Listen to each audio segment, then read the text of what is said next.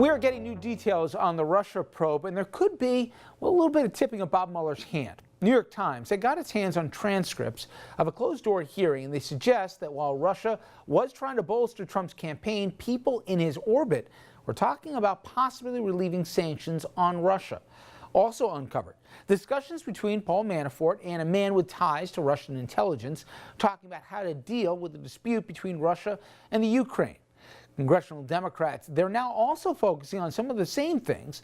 Congressman Adam Schiff, the chairman of the Intelligence Committee, he just released the following statement, quote, "It is now known that from late 2015 through early 2017, individuals close to Donald Trump engaged in a significant number of contacts with an array of individuals connected to or working on behalf of the Russian government, and that several of these contacts involved efforts to acquire and disseminate damaging information about Hillary Clinton and her campaign or related to Russia's desired relief from U.S. sanctions," end quote. Well, joining us now to discuss more on that and also a whole lot more, former federal prosecutor Barrett Berger. She's now director of the Center for Advancement of Public Integrity at Columbia Law School.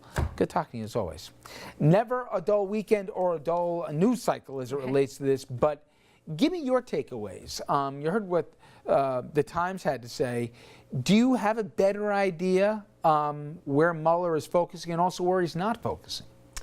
Well, let's just put some context on how this information came out first. So this was a hearing related to Paul Manafort, and specifically on the issue of whether or not he had breached his cooperation agreement with the special counsel's office. And they were pointing to a number of what the government claimed were lies and what the defense counsel were arguing were just instances where he didn't remember. And so they had this hearing in front of a judge to sort of parse through each of these statements to see, if the judge thought these actually were intentional lies or just, instances of Manafort misremembering. And during this hearing, the lead prosecutor, almost in a sort of offhanded way, discussed this concept that these conversations between Manafort and this individual that has connections to Russian intelligence was in fact at sort of the center of the special counsel's office investigation and was something that they were really actively trying to look into and continuing to look into. And this was pretty huge because this is really the heart of this connection between all of the dirty acts that Russia was doing and sort of what they would be getting out of it from potentially a Trump administration. Exactly. Is that where you thought from the beginning that, forget about what the mandates were, is that where you thought Mueller would be beginning and ending as to what was this unholy bargain between the Russians and this campaign? I think so. I mean, if you think about it, everyone's sort of known what, obviously let's say that there was some sort of a relationship between them. It's pretty obvious what the administration or what the Trump campaign would have gotten out of it, right? They were getting all this assistance and sort of, free help from Russia. But the question was sort of what would Russia be getting on the back end? And I think if this is true, and obviously this was just, sort of an offhand comment made in this hearing, but if allegations like this were really borne out, that's what Russia would have been getting out of it. Would have been getting the Trump then administration's assistance with sort of lifting these sanctions, with easing the relationship between the U.S. and Russia, and possibly, under this heading of sort of the peace plan with Ukraine. Now, for some of the most vocal critics of the president, they have taken the approach, we're going to shut up, we're going to let Mueller do his work, we're going to try our best not to either say anything one way or the other, so that we'll be looking as either we're cheerleaders or whatever of the probe. I can't remember another time in modern, at least news history, where, I mean, even if you think back to like the 9/11 Commission, it was this bipartisan group. We knew we were going to get the public report at the end of the day. We were wondering what they were going to find. But in this particular case, nobody has gotten the Mueller team to break it all. They've kept an unbelievable message discipline where there is no message, and we're all left to divide it. So when even the merest hint came out as to that would be the focus, or if not the sole emphasis, you had folks who were screaming bloody murder. My God, well, what about X? What about Y? What about Z? And you go down the line. Let me play another bite. This is from Adam Schiff. And the questions are the money trail. Follow the money, if you will, and the concerns that maybe that isn't going to be part of this probe, and maybe that's the role of Congress. In terms of the president's business, we're not interested in our committee in whether he's a tax cheat or he's not worth what he says he is, or those issues. What we're interested in is, does the president have business dealings with Russia such that it compromises the United States?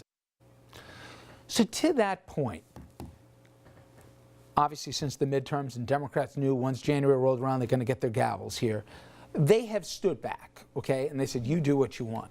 Do you believe there's a possibility that Democrats say, wait, we can't wait till after the probe's done to all of a sudden say, from the inauguration to the campaign to obviously even the foundation, the Trump organization, we go up and down the line, basically every single chain in this daisy link here, we should get that out in the public, and that should be part of the narrative if this isn't included in the Mueller report when it's finally distributed, if it's distributed.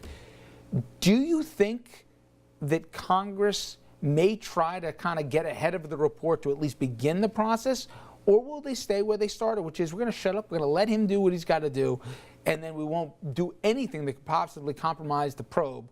We'll do that after. I mean, they really do have sort of competing missions. I mean, Congress's whole role is, like you said, to sort of bring sunlight to all of this, to put it into the public's purview, to make it known. And the special counsel's office obviously has been operating, in a very secretive way, not secretive because they're doing anything, that they shouldn't be, but secretive because this is a grand jury investigation. They're doing things exactly the way prosecutors do, which is not, tweeting about them, doing it, in the grand jury and then speaking through court papers when they are. I think Congress should be, I don't know if they will be, but I think they should be wary of doing anything that would get in the way of the special counsel's office investigation.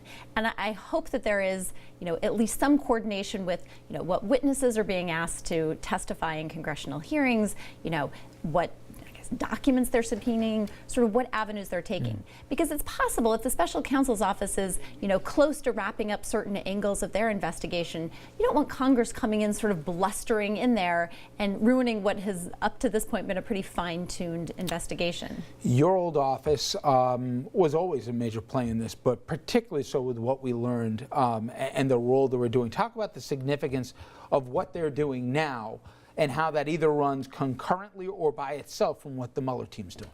Yeah, my guess is there's been some, good, careful coordination between the Southern District of New York and the Special Counsel's Office. And the Southern District of New York is not, it's exactly like I said before, is not, sort of taking an approach where they're blustering. And I think they have gotten some carefully carved out areas, some that have been referred to them by the Special Counsel's Office, that they're really now digging into. So the first area that we saw with this was all related to Michael Cohen, and a lot of it has now blossomed from that. The Special Counsel's Office, as we've heard reporting on, is now looking into the inauguration, issues with the inauguration committee and sort of what role foreign money played in that committee and in the inauguration itself. The Southern District of New York is not an office that people should, write off or say this is not, an important part of this investigation. This is, I would say, as significant as the Special Counsel's Office investigation. I mean, this is an office. And they have fewer limitations, right, exactly. than the Mueller team does. They can go wherever they want to go with this, while Mueller has to at least ascribe to the lane that he was given from jump, right? That's exactly right. So they have a much broader mandate than the Special Counsel's Office does. And there's no real worry that the Southern District of New York's investigation is going to be shut down. I mean, I think now, my guess is with respect to the Mueller investigation, that's not really a big concern anymore because so much is now out there and it's out, much has been made through court papers and is now public. But at least with the Southern District of New York, they're not subject to the same requirements like they have to, submit a report to the Attorney General before anything becomes public. They are operating just as a normal prosecutor's office would in any kind of a crime. Reportedly, Donnie Jr. is telling people close to him, I'm going to get indicted. From the premise that blood is thicker than water, this could be very different than the indictments of the Manaforts or the Cohens or whoever going down the laundry list. Talk about how this thing could play out, and also some of the optics about a president and his son and who's doing the indicting, and how, in the Southern District it could be different than if it's done through the Mueller probe here, and the probability that we do see a member of the first family literally indicted as part of this. Right. I mean, look, if there was to be an indictment of Don Jr., regardless of what office was indicting him, you would have to have a pretty airtight case. Only because every person that's involved in the administration would certainly have an understanding of, you can't be wrong on something like this. You can't indict the president's son and not have, really perfect evidence on that. You can't lose. My guess is that if it was, an indictment was to come from the Southern District of New York, it would be more difficult for the president or others in the administration to claim that it was politically motivated. I mean, the first being the president himself is the one who, picked the current U.S. attorney of the Southern District of New York.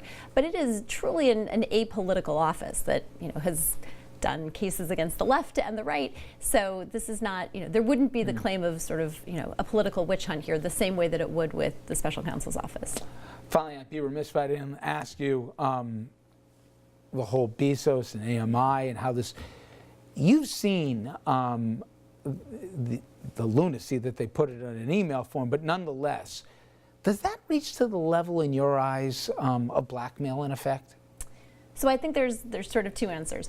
One, on sort of a common sense as we see it just from the public, absolutely. I mean, as you sit here, that is sort of the textbook example of, blackmail, extortion, whatever you want to call it, saying, I've got the goods on you, and if you don't do something, I'm going to release these. Whether it's Jeff Bezos or, teenagers, doing this with dirty pictures that they have on their phones of each other, this is sort of a classic, sextortion is now the term that people sometimes ascribe to this. So I think from, a gut please reaction. Stop doing that, I know. people. Ew. Anyway, go ahead. Yeah. Exactly. But I think it does sort of, it strikes at the common, like this is that kind of, thuggish behavior that you see that makes you think of extortion. Now, that doesn't necessarily mean that you would be able to charge this as a federal crime of extortion. And it gets, a little bit in the weeds as to whether this actually was, extortion or whether this was, a negotiation between, lawyers on this. Theoretically, if a case was to be brought, AMI certainly would have, an advice of counsel defense, which basically is just a way that company can say, look, our lawyers were the ones that were dealing with this. Does it matter who leaked the photos? I mean, now we're here, it could have been the brother of the girlfriend. There's also implications that this could have been hacked by somebody other than AMI. I mean, imagine as part of the administration that was participatory. That's floating out there too. That's a separate issue, but let's say the brother gave the photos of his girlfriend, of his sister, what she had received. Is that a mitigating factor or no? Yeah, I think it matters how they got the photos. I mean, certainly if AMI was involved in hacking into somebody's phone or cloud or something like that, that certainly rises to, a different type of crime than if they just received them or even if they paid for them. So I think it does matter how, and certainly there's all this information swirling around that they got it from, a foreign government, which would certainly raise a lot of red flags and take us into another category. As if the story needed another bizarre twist Correct. and turn to it. Barrett, never dull, but I appreciate your time. Thank you so much. Coming up next, many top Democrats, they're talking about hiking taxes on the wealthiest, including some presidential candidates. Will this be a winning or losing issue for them in 2020?